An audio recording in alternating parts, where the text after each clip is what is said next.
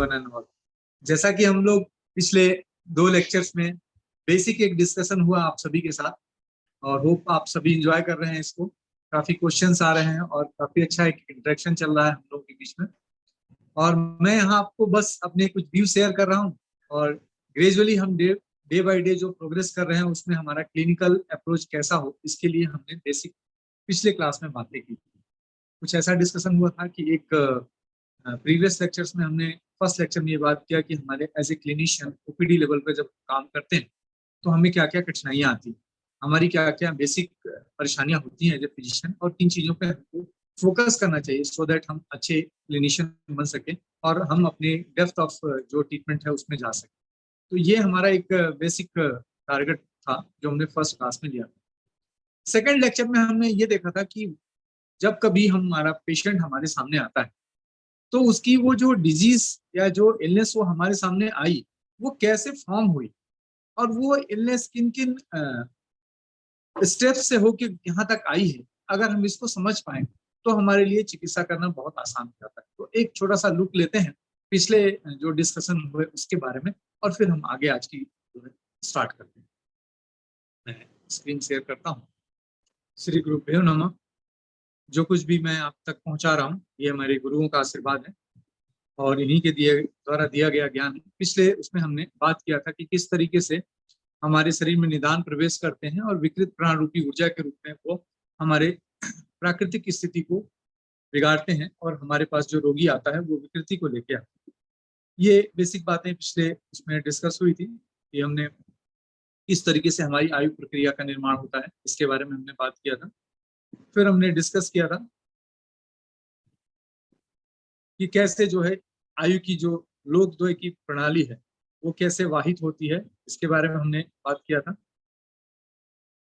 और फिर हमने डिस्कस किया था किस तरीके से हमारे नेचर के साथ ह्यूमन नेचर रिलेशनशिप किस तरीके से चलती है, जिसको लोग पुरुष शाम या इहलोक परलोक के बीच में हमारा जो संपर्क है वो कैसे स्थापित होता है, कायिक वाचिक मानसिक कार्य हम कैसे करते हैं और यहीं से हम कैसे रोगग्रस्त होते हैं, किस तरीके से 24 धातुआत्मक पुरुष का निर्माण हुआ है, इसके बारे में बात हुई थी। और हमने डिस्कस किया था कि आहार निद्रा और आनंद, आहार निद्रा ब्रह्मचर्य किस तरीके से त्रवस्तंभ के रूप में हमारी प्राकृतिक स्थिति को धारण करते हैं, और कैसे हमारे शरीर में पोषण वाहित होता है, इसके बारे में हमने एक बेसिक आउटलाइन ली। विकृति का उत्पत्ति क्रम हमने देखा था कि किस तरीके से विकृति जो है हमारे शरीर में प्रवेश करती है, कैसे हेतु शरीर में पहुंच के निदान बनता है, और वो किस तरीके से विकार प्रकृति को जन्म देता है, इसके बारे में हमने पिछले लेक्चर्स में डिस्कस किया।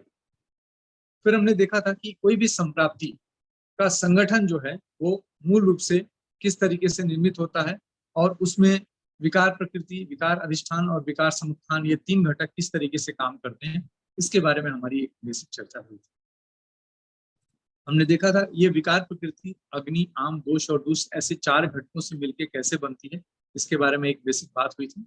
अर्थात कोई भी विकृत रूपी ऊर्जा बाहर से जब हमारे निदान के रूप में आती है तो वो अग्नि को कैसे प्रभावित करते हुए, आम को कैसे उत्पन्न करते हुए, दोषों को अपनी विकृत ऊर्जा देते हुए, और दूषियों के अंदर, धातुओं के अंदर दूषीकरण करते हुए हमारे विकार प्रकृति समूर्छना के मूल उत्पादक घटकों को किस तरीके से जन्म देती है, इसके बारे में डिस्कस हुआ।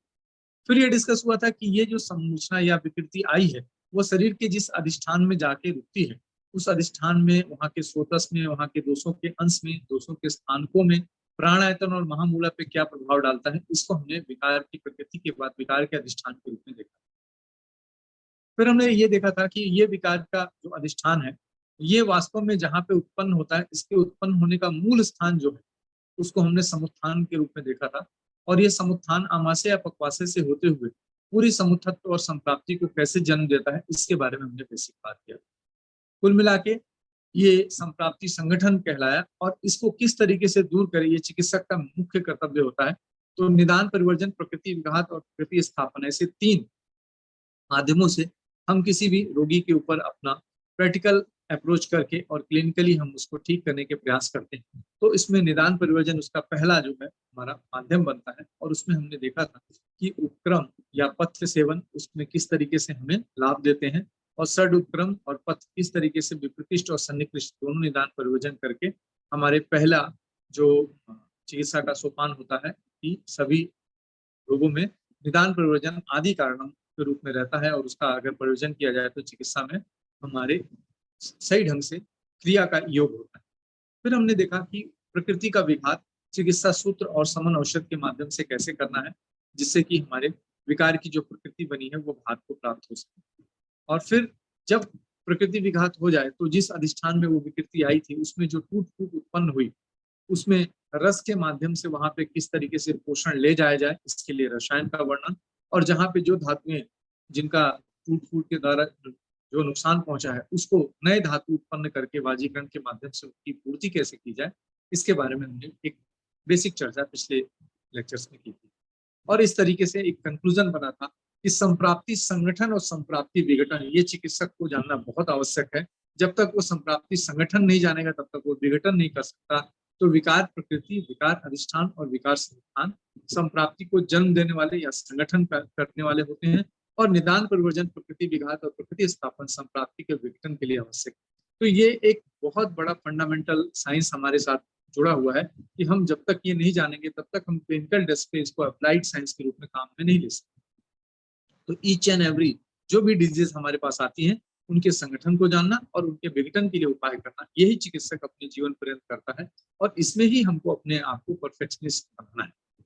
तो ये पिछले लेक्चर्स में हमने बात किया था, और अब हम आज का लेक्चर इसमें स्टार्ट करते हैं कि ये जो विकृति उत्पन्न हुई, इसके उत्पन्न होने की जो प्रारंभिक स्थिति बनती है वो जहां से उत्पन्न होती है, जिसको कि हम समुत्थान कहते हैं। आज उस समुत्थान के एक बहुत महत्वपूर्ण डिजीज अजीर्ण को लेकर हम आज की चर्चा शुरू करते हैं। जैसा कि हम बात किए थे पिछले लेक्चर में कि हमारा विकार समुत्थान अर्थात बीमारी कहाँ से उत्पन्न होती है, इसके लिए हमारे आचार्यों ने दो बहुत बड़ा सिद्धांत दिया हमको कि अगर हम किसी भी चीज को समझना चाहते हैं तो उसको असंख्य से संख्य बनाना होता है, अर्थात किसी भी चीज को नंबर एक किसी सेलेक्टेड नंबर में ले आना पड़ेगा, तभी जाके हम इतनी बहुत ज्यादा विकृतियों को किसी काउंटेबल फॉर्म में ले आ सकते। तो इसलिए आचार्यों ने कहा कि विकार समुत्थान अर्थात जहां से बीमारी उत्पन्न होती है उसमें आमाशय और पक्वाशय दो ऐसी जगह होती हैं जहां से हमारी सारी बीमारियां उत्पन्न होती हैं।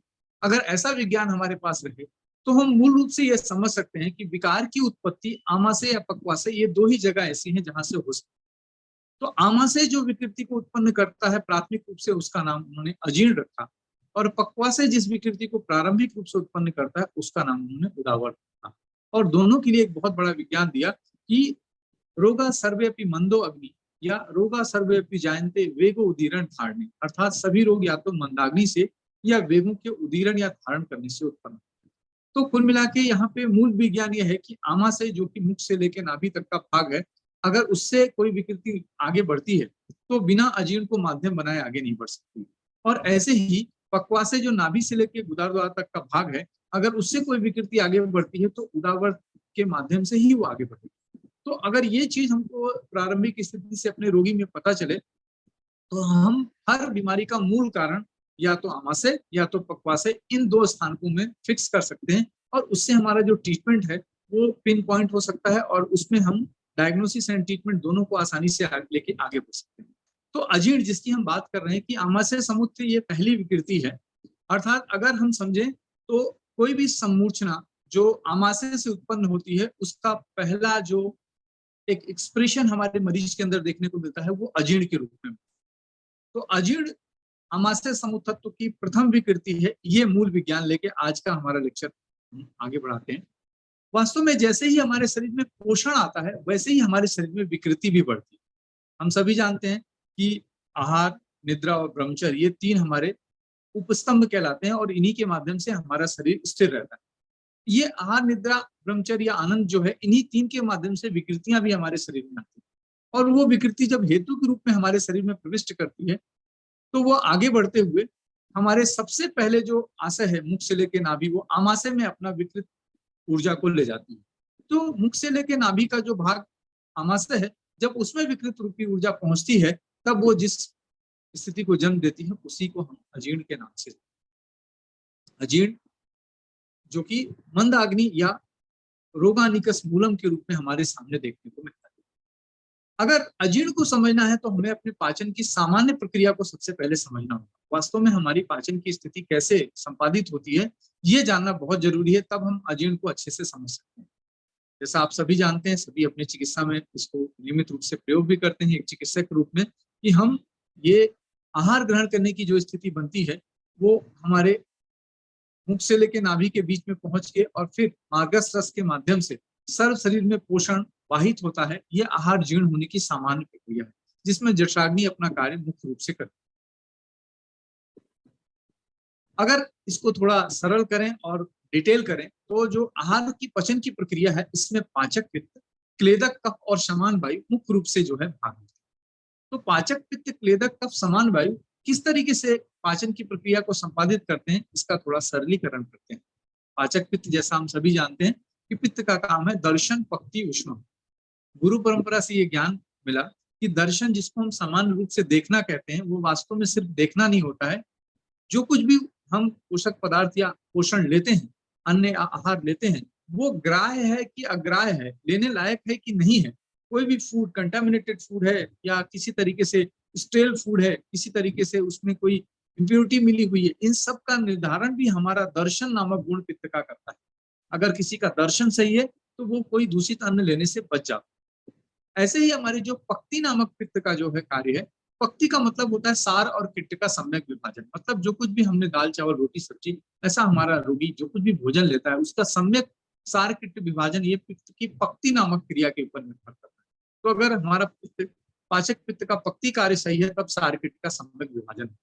और उष्मा का, जिसको हम सामान्य रूप से गर्माहट या ऐसी चीजें समझते हैं, उष्मा का काम होता है कि जो कुछ भी सार किट का सही ढंग से विभाजन हो गया है, अब उसको शरीर के साथ जोड़ देना, अर्थात हमारे शरीर के साथ उसको मिला के शरीर का भाग बना देना, ये सात्वीकरण या उष्मा का कार्य होता है। और ये यही क्रिया जो है जीर्णता की क्रिया करना, अर्थात भोजन को ग्रहण करना दर्शन के ऊपर निर्भर है, भोजन का सार किट विभाजन करना भक्ति के ऊपर निर्भर है, और भक्ति की बात उस सार किट का इस शरीर का भाग बन जाना, ये हमारी उष्मा की क्रिया के ऊपर। इसलिए आप देखते होंगे ज्वर में कहा गया उष्मणा अल्प बलत्यन धातु आदम अपाचित। वहां पे मुख्य रूप से उष्मा की दौर्बल्यता रहती है, जिससे आद्य धातु का पाचन सही ढंग से नहीं हो पाता और फिर ज्वर की उत्पत्ति होती है। यही उष्मा का कार्य है कि जो कुछ भी हमारा आहार सम्यक ढंग से पचा है उसको सही ढंग से शरीर के साथ जोड़ देना, ये जीर्णता का कार्य। और अगर ये सम्यक ढंग से ना हो तभी हमारे शरीर में अजीर्ण की प्रक्रिया उत्पन्न होती है। अब इसमें पाचक पित्त ने तो अपना ये कार्य किया, क्लेदक कफ जो कि उसके साथ रहता है हमारे आमाशय में, उसका काम होता है कि जो कुछ भी असित, पीप, लीट, खदित 4 प्रकार के आहार हम लेते हैं, उनके अंदर जो ठोस स्थिति रहती है, संघात स्थिति रहती है, उसका शिथिलीकरण करने का काम जो है हमारा क्लेदक कफ करता है। अर्थात ये क्या करता है कि अपने द्रवांश के द्वारा जो कुछ भी बाहर से अन्न आया है उसके अंदर एक ऐसा रचनाकीय परिवर्तन करता है कि जिससे वो हमारे शरीर के साथ जुड़ सके। तो क्लेदक कफ का काम है अन्न संघात क्लेदना, तो अन्न के संघात का क्लेदन करता है, उसके अंदर एक द्रवता ले आता है जिससे कि वो आहार हमारे शरीर के साथ जुड़ सके। और समान वायु का कार्य होता है कि जो कुछ भी इस क्रिया में हम जब कार्य कर रहा होता है हमारा शरीर, तो उसमें धातुएं खर्च होती रहती हैं, तो उनको नई नई धातुएं, क्योंकि समानो अग्नि समीपस्थ, समान वायु अग्नि के समीपस्थ रहती है और कोष्ठ में चरण करती रहती है, और ये नई नई धातुओं के निर्माण कार्य में या आहार के उत्पादन, आहार रस के उत्पादन में मदद करती है। तो इससे हमारे शरीर में पुनः पुनः आपूर्ति होती रहती है समान के माध्यम से। तो ये पाचक, क्लेदक, कफ और समान वायु ये मुख्य रूप से हमारे आहार के जीर्ण होने की प्रक्रिया में अपने योगदान प्रदान करते हैं।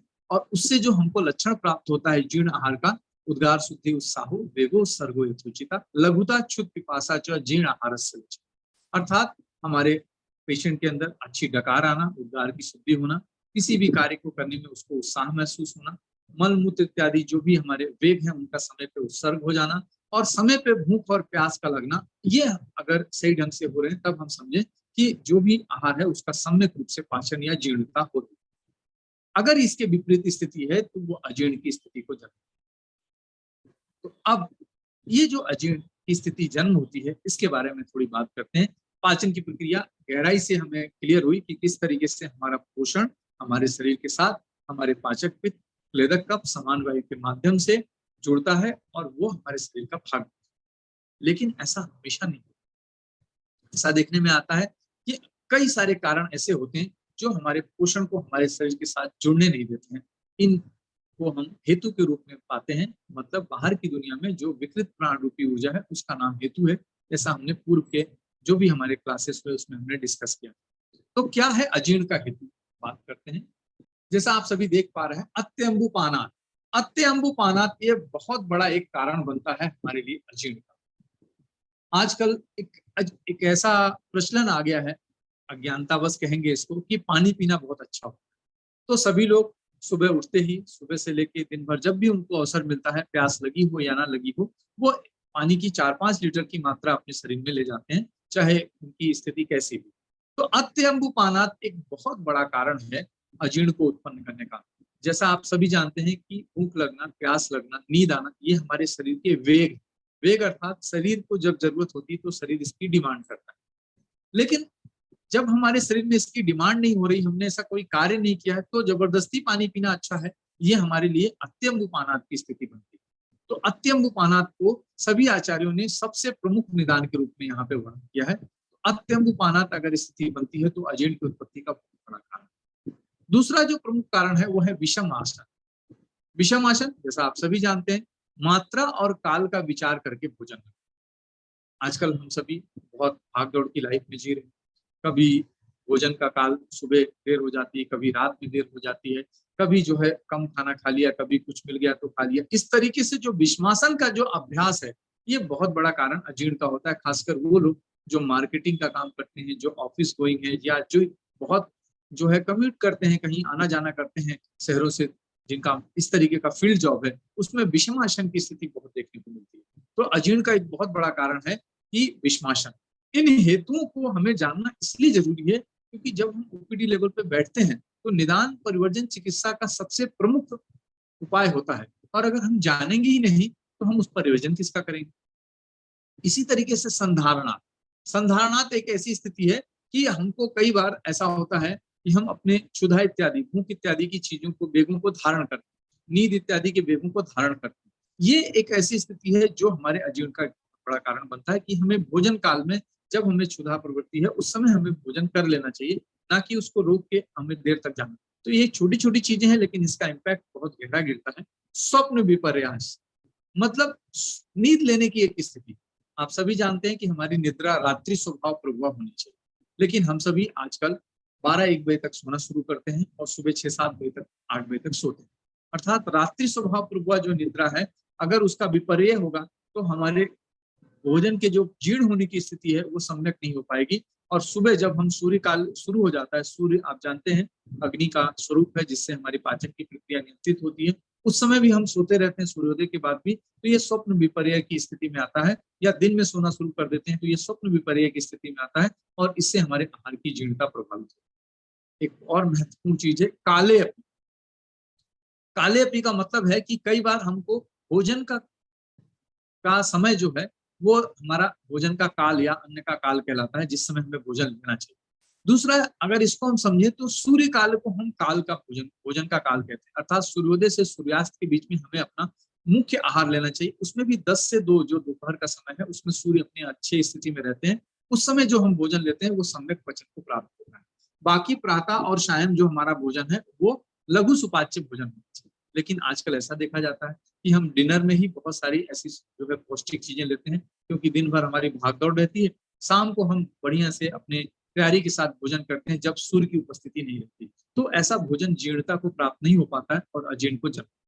तो ये छोटी छोटी चीजें हैं जिसको कि हमें विशेष ध्यान देना चाहिए। यहाँ मैं बहुत सारे पॉइंट्स पे ना जाके कुछ कुछ स्पेसिफिक पॉइंट्स यहाँ फोकस करना चाहूंगा कि ये सब तो ऐसे कुछ आहारज और विहारज निदान हुए जिन पे हमको बहुत ध्यान करना चाहिए। ऐसे ही आचार्यों ने कुछ मानसिक भाव के भी निदान बताए।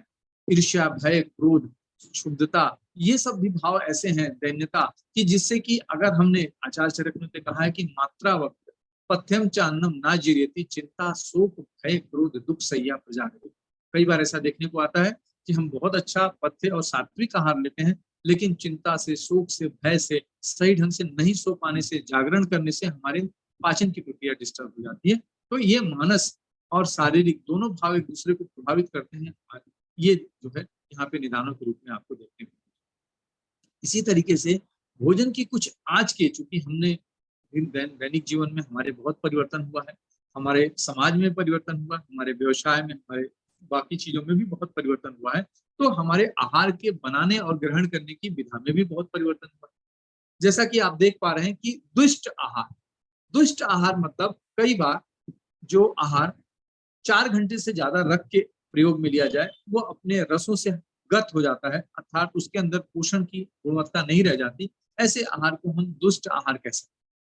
तो ये जो आहार है, ऐसे आहार, शीत आहार या बहुत देर से रखा हुआ आहार, ऐसे आहार का अगर हम सेवन करते हैं तो वो आहार हमारे उदर में पूर्ति तो कर देता है कि हमने खाना खाया, लेकिन उससे हमारा शरीर जो है अपने ऊर्जा नहीं ले पाता है, उसको शरीर अपने साथ जोड़ नहीं पाता है, तो वो अजीर्ण का बहुत बड़ा कारण बनता है। और आजकल देखते हैं आप, सुबह का भोजन दोपहर में लेना, दोपहर का भोजन रात में लेना, ऐसी एक परंपरा चली है। इसी तरीके से दग्ध आहार एक बहुत बड़ा आजकल प्रचलन में है। हम लोग जो है बहुत फास्ट कुकिंग को बढ़ावा दे रहे हैं, जल्दी से जल्दी कुकिंग हो जाए इसके लिए हम बहुत सारे कुकर इत्यादि, इंडक्शन, माइक्रोवेव, ऐसी चीजें उपयोग में लेते हैं जिसमें कि बहुत कम समय में एक हायर टेम्परेचर से हम आहार के स्वरूप का परिवर्तन करते हैं। ऐसे आहार को दग्ध आहार की श्रेणी में लिया जाता है। यहाँ देखने में तो हमको ऐसा लगता है कि हमारा आहार पक गया, लेकिन वास्तव में वो पकता नहीं, वो दग्ध हो जाता है। भारतीय परंपरा रही है कि मध्यम आंच पे हमको भोजन पकाना चाहिए, जिससे कि उस भोजन के अंदर का जो पोषकांश है वो निकल के हमारे शरीर का भाग बनने के लिए तैयार है। ये हमारे रंधना विधि का विज्ञान है। लेकिन आजकल हम सिर्फ स्वरूप परिवर्तन करते हैं। आप देखिए, जब हम कुकर इत्यादि में तेज आंच पे चावल बनाते हैं तो उसका जो भारी जो इंटीग्रिटी होती है वो ब्रेक हो जाती है और वो दारण को प्राप्त हो जाता है, दग्धता को प्राप्त हो जाता है। फिर उसको हमारा जठराग्नि हमारी सही ढंग से पाचित नहीं कर पाती। तो ये दग्ध आहार का भी हमको देखना चाहिए कि इस तरीके के आहार का अभ्यास तो नहीं किया जाता। आम आम यहाँ पे कच्चे आहार से संबंधित है। एक प्रचलन ये भी आया कि हम लोग रूटीन में हमारे यहाँ स्प्राउट्स, सैलड, ऐसी बहुत सारी चीजें खाने का प्रचलन बढ़ता गया, जबकि आयुर्वेद ने कहा है कि हरित वर्ग जो आचार्य चरक ने वर्णन किया है, जिसमें कि गाजर, प्याज, मूली, अदरक, हल्दी इत्यादि है, उसके अलावा और किसी को भी कच्चा नहीं लेना चाहिए। ये एक बहुत बड़ा विज्ञान। और अंकुरित अनाज को तो बहुत ही ढंग से मना किया गया है कि नहीं, हमें किसी भी तरीके का विरूढ़ धान का अभ्यास नहीं करना चाहिए अगर हमारी अग्नि सम्यक नहीं है या हम बहुत अच्छे व्यायाम इत्यादि से भी नहीं है, तो हमको आम आहार से, कच्चे आहार से बचना चाहिए। ये भी अजीर्ण का एक बहुत बड़ा कारण है। तो छोटी छोटी चीजें हैं, लेकिन इसका इम्पैक्ट हमारे पेशेंट या हमारे डे टू डे लाइफ में हमको बहुत बड़ा दिखाई देता है। तो अगर इसका ध्यान कर लिया जाए तो निदान प्रयोजन बहुत ईजी हो जाता है।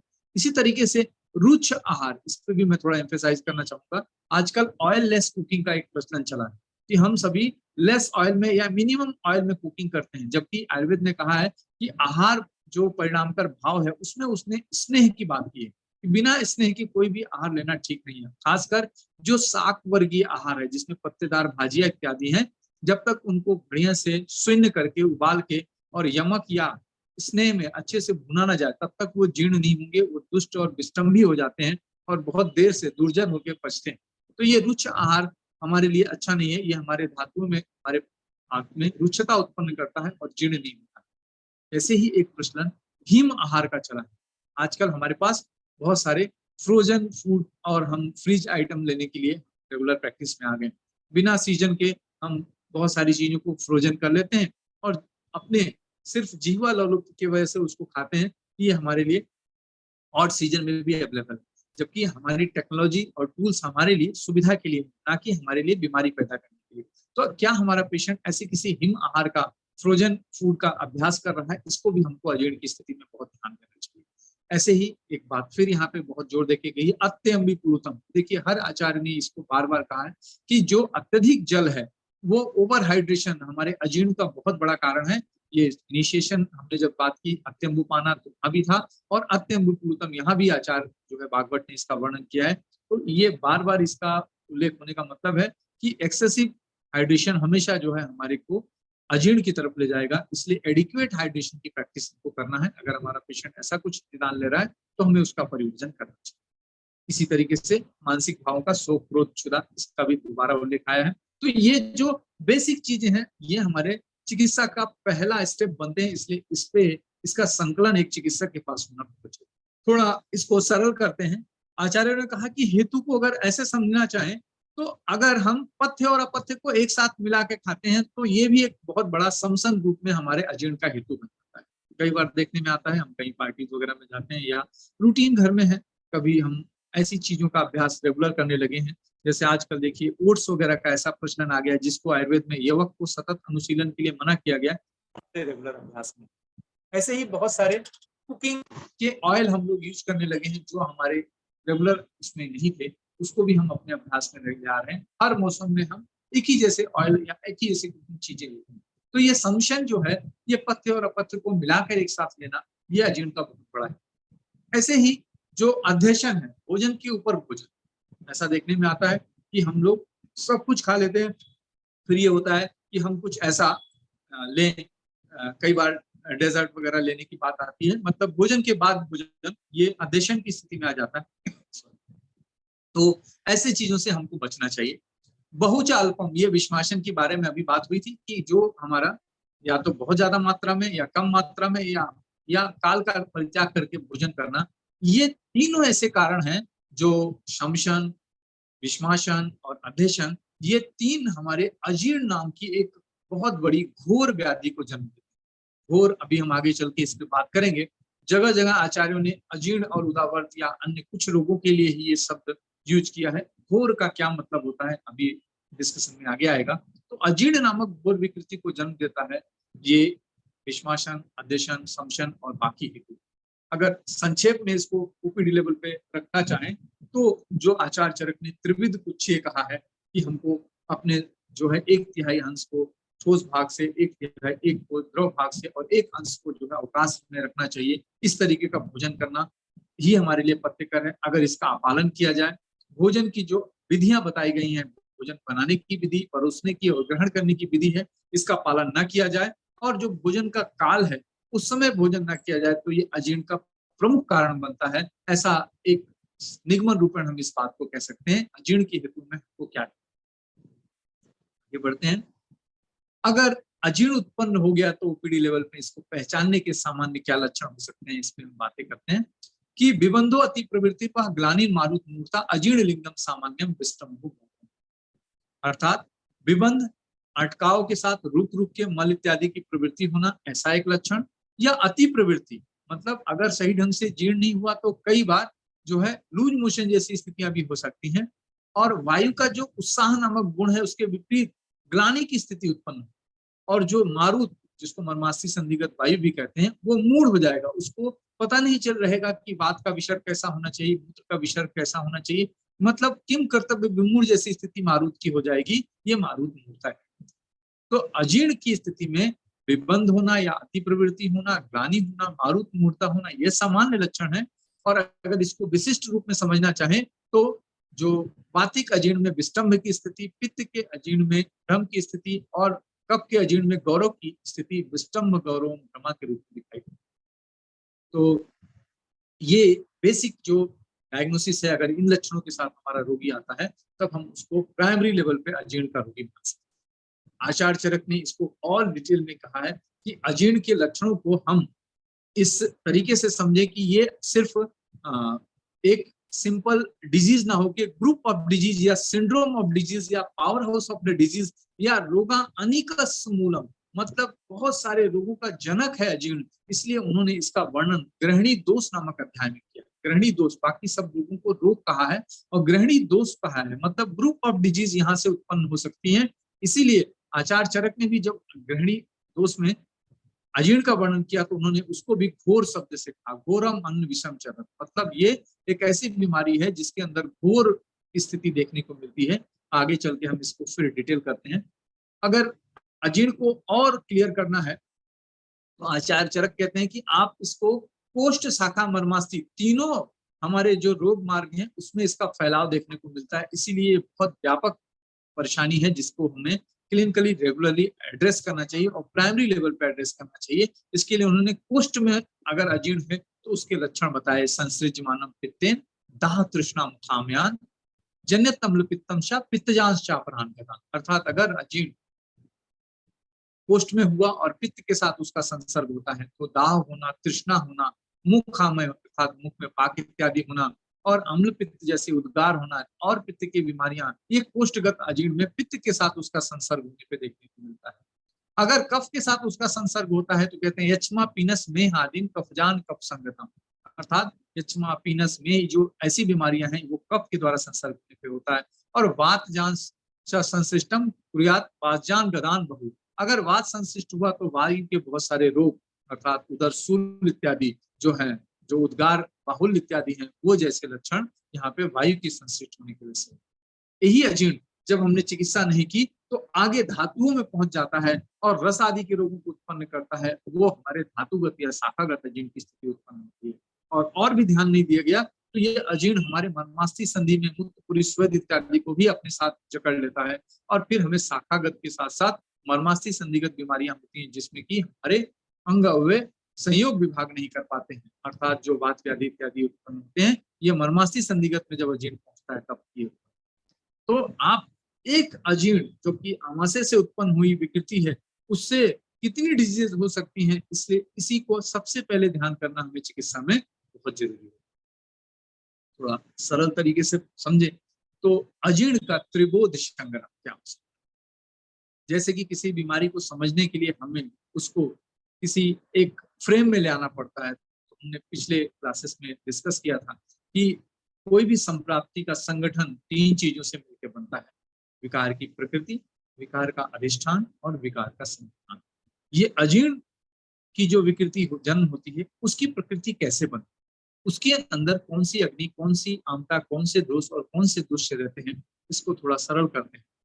आप सभी जानते हैं जो अजीर्ण है वो आमाशयगत स्थिति में हमारी प्रारंभिक स्थिति की विकृति है, आमाशय समुत्थान वाली है, इसलिए जो इसकी अग्नि की विकृति होती है, जब विकृत प्राण रूपी ऊर्जा आती है तो जठराग्नि की सारकृत विभाजन रूपी क्रिया यहाँ पे प्रभावित होती है।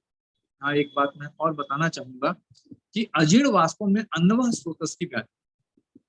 अन्नवह स्रोतस जैसा कि आप सभी जानते हैं कि अन्नवह स्रोत दृष्टि में 4 लिंग होते हैं, अनन्ना अभिलाष, आरोचक, अभिपाक और छर्दी। इसमें अनन्ना अभिलाष, आरोचक, अभिपाक और छर्दी लिंग कहने का मतलब कि हर स्रोतस में एक एक विकृति से कई सारे रोग हो सकते हैं। तो अजीर्ण जो है वो अन्नवह स्रोतस के अभिपाक नामक लिंग से होने वाली विकृति है।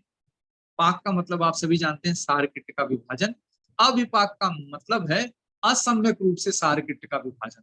तो अजीर्ण के अंदर अन्नवा स्रोतस का अविपाक नामक लिंग प्रभावी रहता है, जिससे कि हमारे आहार का सम्यक सारकृत विभाजन नहीं हो पाता है और सारकृत विभाजन का कार्य जठराग्नि करती है, आप सभी जानते हैं। तो यहाँ पे जठराग्नि सबसे पहले प्रभावित होती है, उसके वजह से एक आम उत्पन्न होता है जिसको हम जठराग्नि मांदजन आम कहते हैं।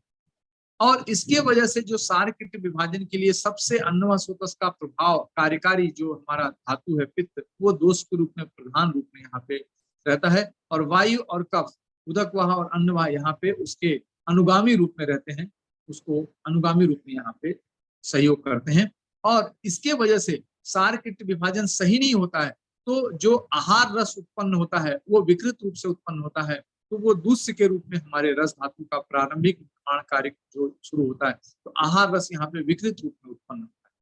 इस तरीके से अग्नि, आम, दोष और दूष्य ये चारों मिलके अजीर्ण की विकार प्रकृति को जन्म देते हैं, जिसमें जठराग्नि मुख्य रूप से अग्नि कार्यकारी अग्नि के रूप में कार्य करती है, पित्त प्रधान दोष के रूप में काम करता है और आहार रस प्रधान दुष्य के रूप में यहाँ पे देखने को मिलती है। अब अगर ये विकार प्रकृति हमारे आमाशय नामक अधिष्ठान में उत्पन्न हुई तो उसकी आमाशय के अधिष्ठान के साथ किस तरीके का संपर्क होगा, विकार अधिष्ठान के रूप में इसको देखते हैं। अब जो अजीर्ण का विकार अधिष्ठान होता है उसमें उस अधिष्ठान की प्राकृत अग्नि, मतलब अजीर्ण ने जठराग्नि के ऊपर प्रभाव डाला तो जो उस अधिष्ठान की अग्नि बची है प्राकृत रूप से उसकी क्या स्थिति है, इसका आकलन हमारे विकार अधिष्ठान की अग्नि के रूप में करते हैं, पहला।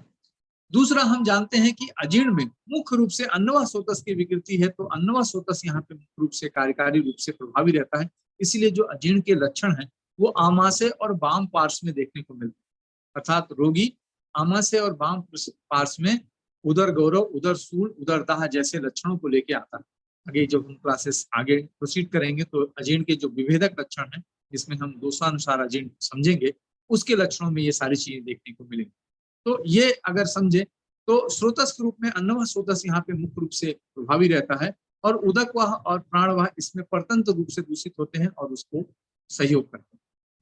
अगर बात करें कि चूंकि ये कोष्ठगत विकृति है, आमाशय की विकृति है, तो दोषों के अंश भी इसमें इन्वॉल्व होते हैं। दोषों के अंश जैसा आप सभी जानते हैं कि 5-5 अंश होते हैं वायु पित्त कफ के, पंचादश अंश कहलाते हैं प्राण उदान समान व्यान अपान, ऐसे हमारे वायु के। ऐसे ही जो है साधक, क्लेदक, रंजक, पाचक और जो है हमारे आलोचक, इस तरीके से जो पित्त के, और इसी तरीके से हमारे जो है अवलंबक इत्यादि जो है क्लेदक इत्यादि जो कफ के भेद हैं। इस तरीके से जो 15 हमारे अंश हैं उस वो भी अपने स्थानानुसार हम उनका आकलन कर सकते हैं। अर्थात दोषांशों के रूप में अगर समझें तो गृहिणी मुख्य रूप से यहाँ पे इन्वॉल्व होती है, जो कि पाचक पित्त का स्थान है, जो पी से आपको दिखाई दे रहा है। आमाशय जो कि यहाँ पे इन्वॉल्व होता है और रंजक पित्त का स्थान है। हृदय जो कि साधक पित्त का स्थान है। ये हमारे दोषांशों में जो हमारे पाचक पित्त, रंजक पित्त और साधक पित्त, पित्त के अंश इन्वॉल्व रहते हैं। ऐसे ही वायु में जो हमारी समान वायु है वो गृहिणी में रहती है, हमारी जो व्यान वायु है वो हृदय में रहती है, जो अपान वायु है पक्वाशय में रहती है, और जो उदान वायु है वो उरा स्थान के से चल के नाभि में चर करती है। तो ये वायु के अंश इसमें इन्वॉल्व रहते हैं। अगर हम स्थानकों को देखें तो अंशों का भी आकलन हो सकता है। इसी तरीके से आमाशय में क्लेदक कफ रहता है, वो यहाँ पे इन्वॉल्व रहता है। हृदय में अवलंबक कफ रहता है, वो यहाँ इन्वॉल्व, और जीवा में बोधक कफ रहता है, वो इन्वॉल्व है। इस तरीके से आप दोषों के कौन कौन से अंश इन्वॉल्व हुए हैं उसके स्थान के अनुसार उसका आकलन करके और अपने दोषांश कल्पना का भी यहाँ पे आकलन हो सकता है। इससे कोई भी बीमारी का, किसी भी अजीर्ण का फैलाव कितना है, वायु में कितना है, पित्त में कितना है, कफ में कितना है, इसका भी आकलन आप यहाँ कर सकते हैं। और ऐसे ही हमारे दोषों के जो समान स्थान बताए गए, नाभिर, अमाशय, स्वेदा, लसिका, रुधिरम, दशा, ये पित्त के जो बताए हैं, पक्वाशय, कटी, शक्ति, स्रोत, अस्थि, स्पंद, इंद्रिय जो वायु के बताए हैं, या उरक, कंठा, सिरा, क्लोम, परमांड, अमाशय और रसा जो कफ के बताए हैं, उसमें से कितने स्थानकों को अजीर्ण ने प्रभावित किया है उसका आकलन भी हम कर सकते हैं। सामान्य रूप में देखने को आता है कि नाभि जो पित्त का स्थान है वो अजीर्ण में हमेशा प्रभावित होती है। आमाशय, श्वेत जो पित्त का जो है दूसरा स्थान है, यह भी प्रभावित रहता है। इसी तरीके से वायु का जो स्थान पक्वाशय है, वहां भी अजीर्ण के मल आमाशय से निकल के आगे बढ़ते हैं। और क्लोम और आमाशय रस जो कफ के स्थानक हैं, वहां भी हमको जो है दोषादि स्थान के रूप में अजीर्ण का फैलाव दिखता है। तो इस तरीके से कोई भी अजीर्ण अपने अधिष्ठान में, अपने शरीर के अंदर कहाँ तक फैलाव रखा है, ये दोषांश और दोषादि स्थान से आप देख सकते हैं। थोड़ा सरल करें तो अजीर्ण होने की वजह से जो सार है उसमें रस सार का निर्माण बाधित हो जाता है, तो ये रस सारता कम होने लगती है। ये पहला इसका प्रभाव यहाँ दिखता है। और जब अजीर्ण लंबे समय तक रहता है तो हमारे शरीर में ऊर्जा ले आके, ऊर्जा को स्टोर करके सारे शरीर में वाहित करने वाले जो प्राणायतन होते हैं, उसमें सिर, हृदय, वस्ति नाम के 3 प्राणायतन यहाँ इन्वॉल्व होते हैं। और हृदय से पोषण को ले जाने वाली सर्व महामूला इसमें इन्वॉल्व हो जाती है। इसी से आप समझ सकते हैं कि अजीर्ण कितनी गहरी व्याधि है कि सिर, हृदय, त्रिमर्म को प्रभावित करती है, रसार को प्रभावित करती है, सारे महामूला को प्रभावित करती है, और वायु, पित्त, कफ के इतने स्थानकों को प्रभावित करती है। इसीलिए ये रोगानिकस मूलम अर्थात रोगों के समूह को जन्म देने वाली विकृति है। सरल रूप से समझे तो ये जो अजीर्ण है, इसका जो सम्यक उत्थान होता है वो आमाशय से होता है, ये हमने पहले भी देखा। और ये अजीर्ण जब आगे बढ़ता है तो इसकी संप्राप्ति कैसे बनती है, इसका भी हमारे चिकित्सक के रूप में हमारा विचार बढ़ना चाहिए। जैसा कि संख्या के रूप में हम जानते हैं 4 तरीके के, 6 तरीके के, असंख्य तरीके के अजीर्ण की परम्यूटेशन एंड कॉम्बिनेशन हो सकते हैं। ये संख्या संप्राप्ति के अंतर्गत आता है। और प्रधानता किसकी रहेगी, ये निदान के बल पर निर्भर करता है कि आमाजीर्ण है, विदग्धाजीर्ण है, दिष्टब्धाजीर्ण है, रस्यसाजीर्ण है, दिनपाती अजीर्ण है या प्राकृत अजीर्ण है, ये निदान के बल के ऊपर निर्भर करता है। विधि आप सभी जानते हैं, आमाशय से जठराग्नि को प्रभावित करके कोष्ठ के माध्यम से उत्पन्न होने वाली ये विकृति है, तो विधि संप्राप्ति इसका आलंबन करती है। और विकल्प संप्राप्ति में आप जानते हैं विकल्पों अंशांश कल्पना, तो जो अभी हम देख के आए, पाचक पित्त, रंजक पित्त और साधक पित्त, समान वायु, अपान वायु, व्यान वायु, उदान वायु, क्लेदक और अवलंबक कफ इसमें विकल्प संप्राप्ति के रूप में इन्वॉल्व रहते हैं। और बल काल की स्थिति में अगर समझे तो एक चिरकारी व्याधि, अर्थात इसमें बहुत दिन का जो है इसका जो इंक्यूबेशन पीरियड होता है, ग्रेजुअली धीरे धीरे ये हमारे शरीर में, हमारे रोगी के शरीर में इकट्ठा होती है। और इसका जो काल है वो प्रातः और वर्षा, ये ज्यादा लोगों को प्रभावित करती है। प्रातः काल में इसकी मंदाग्नि की स्थिति, या वर्षा काल में जब हमारी अग्नि बहुत बंद हो जाती है, तो अजीर्ण यहाँ पे प्रभावी रूप से अपना प्रकर्ष दिखाता है। तो इस तरीके से एक अजीर्ण की विकार प्रकृति, अजीर्ण का विकार अधिष्ठान और अजीर्ण का विकार समुत्थान किस तरीके से बनता है, उसमें इन्वॉल्व होने वाले फैक्टर्स क्या हैं, इनको हमने एक बेसिक रूप में समझा। अब इस अजीर्ण को जानना क्यों जरूरी है और ये अजीर्ण कहां तक का प्रभाव डालता है, इसके बारे में थोड़ा एक कंक्लूजन लेते हैं। वास्तव में अजीर्ण जठराग्नि, धात्वाग्नि, महाभूताग्नि और कायाग्नि, ऐसे हमारे चारों जो अग्नियां हमारे शरीर के अंतर्गत हैं, इन सब पे प्रभाव डालती है। आप थोड़ा गुरु कृपा से मिला ज्ञान है, आप तक ले जाने की कोशिश कर रहा हूं। बल, वर्ण, सुख, आयु, ये चार ऐसी हमारे मुख्य स्थितियां हैं जो हमको अग्नि के माध्यम से प्राप्त होती हैं। जठराग्नि बल देती है, धात्वाग्नि वर्ण देती है, महाभूताग्नि सुख देती है और कायाग्नि आयु देती है। और इनके स्थानक कोष्ठ, शाखा, मर्मास्थि संधि और कोष्ठ और शाखा को जोड़ने वाले हृदय के रूप में ये अपना स्थानक बना के रखती है। अजीर्ण अगर ध्यान न दिया जाए तो जठराग्नि से शुरू होकर धात्वाग्नि की तरफ बढ़ता है, धात्वाग्नि से शुरू होकर महाभूताग्नि की तरफ बढ़ता है और अंत में कायाग्नि को भी अपने अंदर चपेट में ले लेता है। और कहते हैं आचार चरक शांतो अग्नि मिरियते चिरम जीवित अनामिया रोगी स्याद विकृते, अर्थात इस अग्नि की रक्षा हमें हमेशा करनी चाहिए। और अजीर्ण का प्रभाव जठराग्नि से धात्वाग्नि, धात्वाग्नि से महाभूताग्नि और फिर कायाग्नि पे गिरकर हमारे हृदय की चेतना को शांत कर देता है और आयु का नाश करता है। इसीलिए अजीर्ण के उपद्रव में कहा गया है कि मूर्छा प्रलापो बमथु प्रशेका सदरम उपद्रवा भवन्ते मरणम चाप्य अजीर्ण का मतलब अजीर्ण मृत्यु तक ले जाता है। इसीलिए इसको घोर शब्द से जगह जगह किया गया है। घोर का मतलब होता है जो हमारे प्रकृति के मूल उत्पादक घटकों का घात कर दे। अच्छा, अर्थात हमारे शरीर का निर्माण अष्टा प्रकृति से हुआ है, तो अष्ट प्रकृति का घात करता है। घोर वो होता है जिसको आसानी से हटाया ना जा सके, जिसका निवारण आसानी से ना हो सके, उसको घोर कहते हैं। और जो असमय मृत्यु लाता है उसको घोर कहते हैं। घोर का मतलब यह है कि अजीर्ण का रोगी लंबी आयु तो जीता है लेकिन उसके सत्व का घात हो जाता है, अर्थात वो घुट घुट कर जीता है, ऐसी स्थिति हो जाती है, स्वास्थ्य की इतनी गिरावट हो जाती है। इसीलिए रोगानिकस मूलम अजीर्णम को प्रमुख समुत्थान के रूप में आचार्यों ने वर्णन किया है और हमें इसका विशेष ध्यान हमारे चिकित्सा में करना चाहिए। इसीलिए हमारे इस डिस्कशन का जो मूल बिंदु रहा कि कैसे चिकित्सक अपनी चिकित्सा में आगे बढ़े, उसमें वो विकार समुत्थान मतलब बीमारी की उत्पत्ति कहाँ से होती है, तो आमाशय और पक्वाशय से होती है। आमाशय से जो पहली विकृति होती है उसका नाम अजीर्ण है। अजीर्ण कैसे उत्पन्न होता है, अजीर्ण की उत्पत्ति के हेतु क्या है, अजीर्ण को जानने के लक्षण क्या है, अजीर्ण जो उत्पन्न होता है उसको उत्पन्न करने वाले जो विकार प्रकृति के भाव हैं वो क्या होते हैं, अजीर्ण जिस जगह पे होता है उस अधिष्ठान के किन किन स्रोतों पे, किन किन दोषों पे, किन किन महामूला पे क्या प्रभाव डालता है, इसको हमने देखा। और ये सम्यक उत्थान अगर हमने ध्यान नहीं दिया तो इसका प्रभाव कायाग्नि तक जा सकता है। घोर व्याधि के रूप में ये हमारे यहाँ पंडित है, इसलिए इसको जानना हमारे चिकित्सक का परम दायित्व। उम्मीद करते हैं आप सभी इस पारंपरिक और गुरु कृपा से प्राप्त ज्ञान से लाभान्वित हो रहे होंगे। और आज की जो चर्चा है इसमें मैं प्रश्नों को आमंत्रित करता हूं कि आप सभी अपने प्रश्न रखें और हम इस पे डिस्कस करें। धन्यवाद। प्लीज जिन लोगों के क्वेश्चंस हैं वो आप अपना हैंड रेज कर दें, मैं सभी को एक्चुअली अनम्यूट कर दे रहा हूँ। Yes sir. Shreya, doctor Shreya आपको मैं अनम्यूट कर दे रहा हूँ, अब अपनी तरफ से अनम्यूट कर लीजिए प्लीज। नमस्कार सर। जी नमस्कार, बताइए। सर मुझे ये पूछना था, आप कहते हो कि जैसे जो अग्नि है वो सूर्य के अकॉर्डिंग हमारी चलती है, तो सभी आजकल ऑफिस वर्क करते हैं, तो उस टाइम कैसे खाना खाया जाए? 10 बजे, 10 या 2 बजे के करीब, 10, 11, 12 बजे के करीब? जी बहुत अच्छा प्रश्न है मैम। वास्तव में आज ये बहुत बड़ी दुविधा हो गई है कि हमारा जो विज्ञान है और जो हमारा व्यवसाय है दोनों एक दूसरे के विपरीत चलने लगे। परंपरा तो ये कहती है कि व्यवसाय वैसा ही होना चाहिए जो धर्मानुसार हो, मतलब जिसको धारण किया जा सके लंबे समय तक, जिसमें कि हमारी ऐषणाएं सुरक्षित रहे। लेकिन अगर हम उस परंपरा का पालन नहीं करते हैं तो निश्चित तौर पर हम अपने जो स्वस्थवृत और अन्नपान के नियम है, जिसको कि हमारे स्वस्थ चतुष्क और अन्नपान चतुष्क में आचार्य चरक ने बताया, उसके विपरीत जाते हैं और फिर हमारे शरीर में रोगों की उत्पत्ति होती है। तो प्रकृति तो आपको उसके साथ जुड़ के ही बल दे सकती है, अन्यथा रोगों की तरफ ही जाना हो, तो उसका कोई ऐसा उपाय तो नहीं है।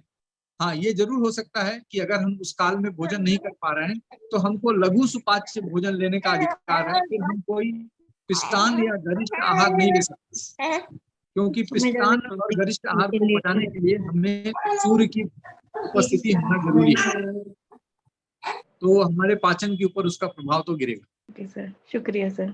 डॉक्टर एकता, आप अपने आप को अनम्यूट कर लीजिए। जी एकता जी बताइए। सर मेरे 2 प्रश्न हैं। Sir Yes. नॉर्मल लाइफ में जो लोग जल्दी सो जाते हैं 10 बजे तक और सुबह 4 बजे उठ जाते हैं प्रातः, जी और उनको जो है 6 बजे तक भूख लगने लगती है, मतलब 5-6 बजे तक, तो वो लोग जी। कहते हैं कि मैं क्या करूं, मैं चाय और बिस्कुट ले लेते हैं, चाय रस ले लेते हैं, जी जी। चाय टोस्ट ले लेते हैं। तो ऐसे में सर ये कहाँ तक उचित है, और ऐसे में ये उचित नहीं है तो क्या लेना चाहिए, और अगर मधुमेही है, अगर वो रोगी, वो व्यक्ति, तो ऐसे में वो उसको क्या ग्रहण करना चाहिए, ये मेरा प्रश्न है।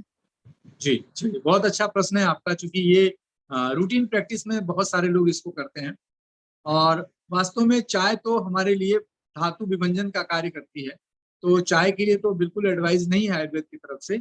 लेकिन अगर वो प्रातः काल उठते हैं तो ऐसी स्थिति में लघु सुपाच्य आहार जैसे जूस वगैरह है, इनका सेवन किया जा सकता है, ये हमारे लिए सबसे अच्छा रहता है।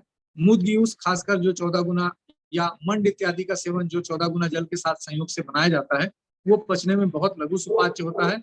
और गर्म प्रवाही चीजें भी ले सकते हैं, जैसे जो डायबिटिक नहीं है उनके लिए जो मोटे आटे का या सूजी इत्यादि का जो पतला एकदम गीला हलवा जैसा होता है, वो भी एक बहुत अच्छा गर्म प्रवाही आहार होता है। या जो जौ इत्यादि की दलिया होती है, इसको भी हम ले सकते हैं। तो ये कुछ ऐसे आहार हैं जो कि बहुत लघु सुपाच्य होते हैं, जिनका कि आसानी से हम एक स्वल्पाहार के रूप में प्रातःकाल प्रयोग कर सकते हैं। अगर सर वो मधुमेही है तो? मधुमेही है तो जौ की दलिया, मुद्ग जूस, ये सारी चीजें ले सकते हैं।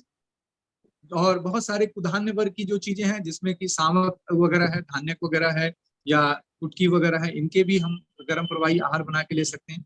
गर्म प्रवाही कहने का मतलब है कि जो ज्यादा जलियांश के संयोग से बनाया जाता है, मंडपेय या बिलेपी या वागु, इस तरीके के जो आहार हैं वो हमारे लिए लघु सुपाच्य आहार होते हैं, तो इनका ही सेवन हमें करना चाहिए अपने। अगर हमारे संतर्पण जन कोई हमको प्रमेह या मधुमेह की स्थिति उत्पन्न हुई है, तो संतर्पण के विपरीत हमको इस तरीके से जो है गुरु और अवतर्पण की स्थिति बने या अवतर्पण की स्थिति बने, ऐसा आहार हमारे जीवन का हिस्सा होना चाहिए। और सर एक फलों का सेवन कब और कैसे करना चाहिए, ये बहुत बड़ा प्रश्न है।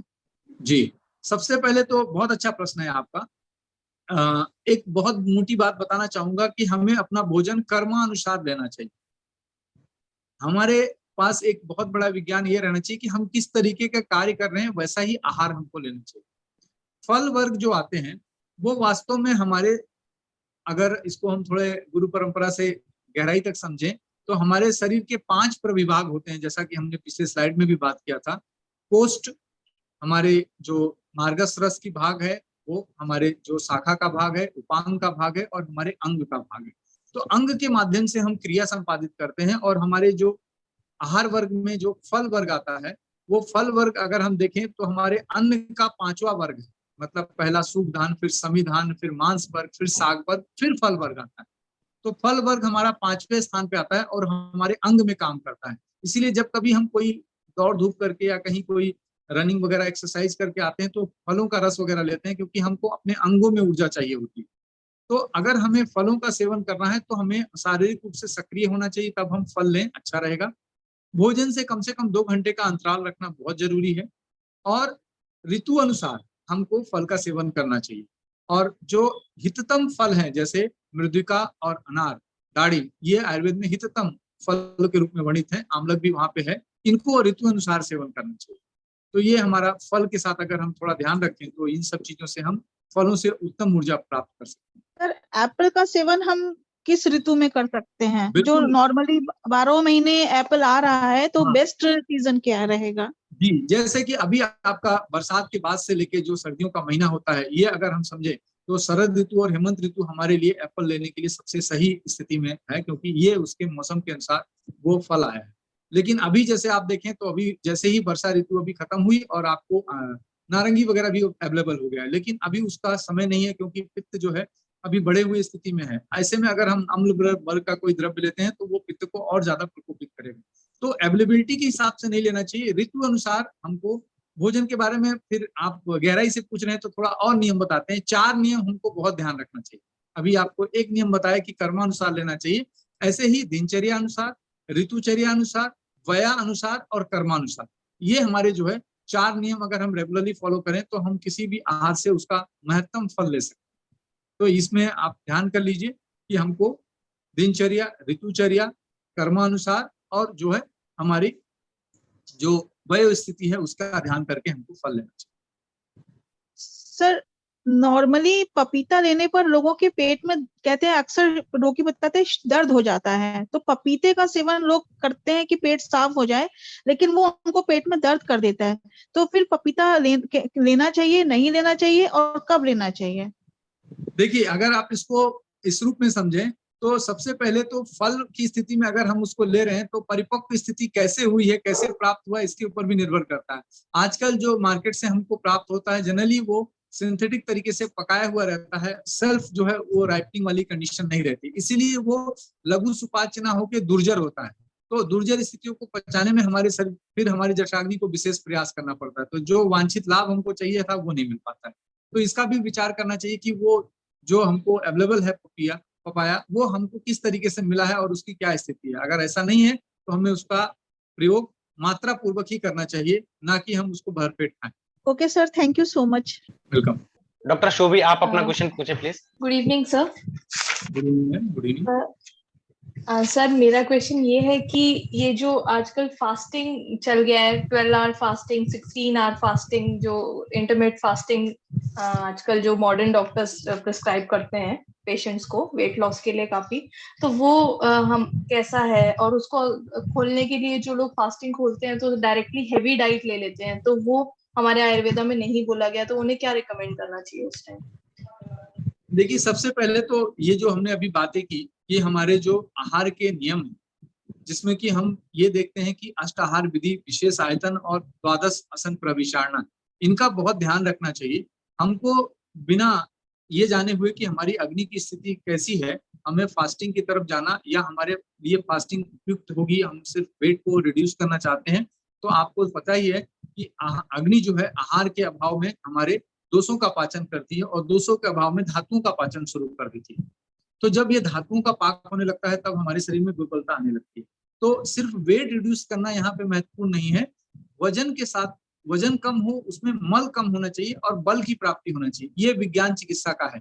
अगर वजन कम हुआ लेकिन बल की प्राप्ति नहीं हुई, दुर्बलता आ गई, तो मतलब चिकित्सा सही दिशा में नहीं गई, उसने हमारे धातुओं का पाक किया। तो कभी भी हमको पेशेंट को एसेस करना चाहिए और पेशेंट्स को एसेस करके जो 3 विज्ञान है उसका हमको ध्यान रखना चाहिए कि हमने रोगी के अंदर जो दोष की स्थिति आई है उसके बल का आकलन करना चाहिए, फिर उसके हिसाब से रोगी का जो बल है उसके अनुसार आतुर बल का आकलन करना चाहिए, और फिर हमको औषध बल का जो है संयोजन करना चाहिए कि जैसा दोष बल है और जैसा आतुर बल है उसी अनुसार आतुर बल को बढ़ाने के लिए औषध बल देना चाहिए। तब जाके हमको चिकित्सा में इस तरीके की कोई विकृत स्थिति नहीं मिलेगी, अन्यथा रोगी को नुकसान पहुंचेगा। ओके सर, लेकिन अगर किसी पेशेंट किसी रोगी को अपना फास्ट खोलना है तो उसको हम क्या बोल सकते हैं उस टाइम खोलने के लिए? सबसे पहले क्या खाएं? देखिए, सिंपल सा तरीका है। आचार्य चरक ने लंघन वृंगण अध्याय में एक लंघन सम्यक लघुता शरीर में है कि नहीं उसके लिए एक लक्षण बताया। उसमें उन्होंने कहा कि वात मूत्र पुरुषाणाम विसर्गे गात्र लागवे, हृदय उद्गार कंठ आश्य शुद्धे, है ना, तंद्रा क्लमा गते छुत पिपासा सह उदय, जो है ये सम्यक लंघन के लक्षण है। इसमें शुरुआत के जो वात मूत्र पुरुष, इनका विसर्ग सही हो रहा है, गात्र में लघुता आ रही है, कोष्ठगत लंघन का लक्षण है। अगर शरीर में कोष्ठ में लघुता है तो ये 4 चीजों से आकलन करना है। अगर कोष्ठ मलों से भरा है तो वायु मूत्र और पुरुष का विसर्ग सही नहीं होगा और शरीर में भारीपन बना रहेगा। उस व्यक्ति को आप प्रवर लंघन की स्थिति या मध्यम लंघन की स्थिति में रख सकते हैं। लेकिन अगर कोई व्यक्ति ऐसा है कि जिसमें यहाँ पे कोई भी स्थिति नहीं है, मतलब पूरा खाली है, इसका आसानी से वात मूत्र पुरुष का विसर्ग हो रहा है और उसमें कोई भी गुरुता का भाव नहीं है, तब आप उसको लंघन की स्थिति में ज्यादा नहीं ले जाएंगे, तब आप उसको मध्यम या अल्प लंघन की तरफ ले जाएंगे। तो इसके लिए साइंस ने आपको बहुत सारे पैरामीटर्स दे रखे हैं। तो आंख मूंद के हमको किसी को फॉलो करने के बजाय पुरुषम पुरुषम विच के सिद्धांत के आधार पर हर व्यक्ति का आकलन करना चाहिए कि इसके अंदर गुरुता कितनी है कि हम लंघन की तरफ ले जाएं। आपको पता है लंघन कोष्ठ में काम करने वाला षड उपक्रम का पहला उपक्रम है। अगर कोष्ठ खाली है और कोष्ठ क्लीन है तब भी लघुता अगर ले आने की कोशिश करेंगे तो धातुओं का पाक होने लगेगा। तो इसलिए हमको ये देखना है कि उपक्रम लगाना है सन्निकृष्ट निदान परिवर्जन करने के लिए, लेकिन उसके लिए मल तो होना चाहिए। Thank you sir, thank you. बिल्कुल। डॉक्टर अब्दुल, आप अपने आप को अनम्यूट कर लीजिए। हाँ जी डॉक्टर साहब। हाँ, मतलब मैं ये मालूम कह रहा था जैसे ये बात चली थी सेब के ऊपर के हेमंत ऋतु में सेवन करना चाहिए इसको। तो जैसे आजकल एक फैशन सा है या पहले चल रहा है कुछ कि लोग मिक्स वेज बनाते हैं, अक्सर मिक्स वेज, भिंडी पड़ी होगी, बैंगन पड़ा होगा, मतलब विभिन्न आहार रस वाले पदार्थ में पड़े होंगे, इनका सेवन करना कहाँ तक उचित या अनुचित है? बिल्कुल, अभी बहुत अच्छा प्रश्न है आपका। जब हम अजीर्ण की बात कर रहे थे तो हम अजीर्ण के निदानों में हम लोगों ने पथ्य और अपथ्य एक साथ मिला के जो समसन की स्थिति थी उसके बारे में बात की थी। तो नितांत हितकर और नितांत अहितकर ऐसे दो द्रव्यों का एक संग्रह हमारे आचार्यों ने बताया है। तो वास्तव में हमको ऐसी चीजों के अभ्यास से बचना चाहिए जिसमें हितकर और अहितकर द्रव्य एक साथ मिला के हमारे साथ रख दिया जाए।